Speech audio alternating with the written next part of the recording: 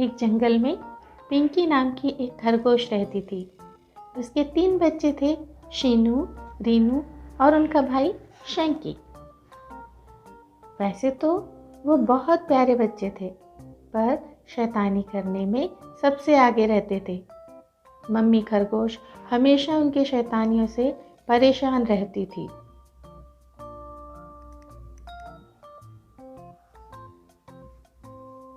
एक दिन पिंकी ने सोचा कि क्यों ना इन बच्चों को कुछ काम सिखाया जाए, और वह तीनों बच्चों को अपने पास बुलाई और बोली, पास के खेत के किसान से हमारी अच्छी दोस्ती है।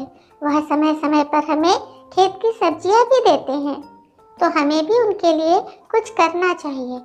हम सब कल उनके खेत में जाएंगे और उनकी मदद करेंगे। बच्चे अपनी मम्मी की आंखों को देखकर समझ जाते हैं कि अब तो काम करना ही होगा, वरना मम्मी पिटाई करेगी। वे कहते हैं, ठीक है मम्मी, हम मेहनत से काम करेंगे। अगले दिन तीनों बच्चे अपनी मम्मी के साथ खेत में जाते हैं और माली की मदद करने लगते हैं। कुछ देर तक तो सब ठीक चलता है।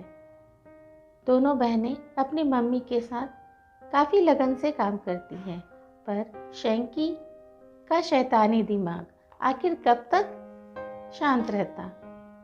वो थोड़ी ही देर में काम करके बोर हो जाता है और सोचने लगता है, और कितना काम करूँगा, मैं तो थक गया।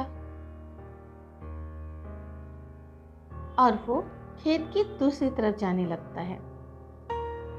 तभी उसकी नज़र पड़ती है खेत में लगे गाजरों पर। अरे कितने मीठे गाजर दिख रहे हैं, कितने लाल लाल गाजर हैं।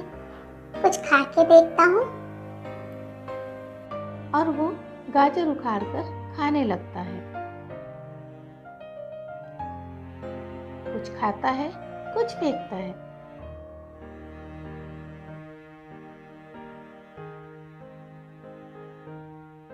और इस तरह से वहाँ की सारी फसल खराब हो जाती है। माली जब अपने खेत की ऐसी हालत देखता है तो वो बहुत दुखी हो जाता है।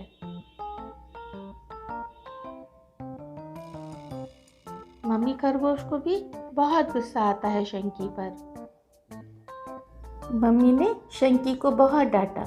शंकी, हम यहाँ मदद करने आए थे, नुकसान करने नहीं।